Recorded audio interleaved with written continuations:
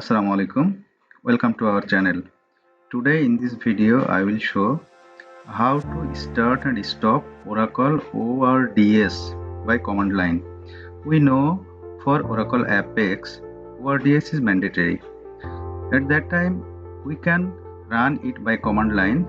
I will share a script where the command is written.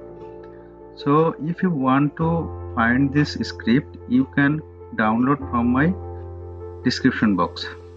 If you fail any further query, don't forget to raise your comments in the comment section. Thank you.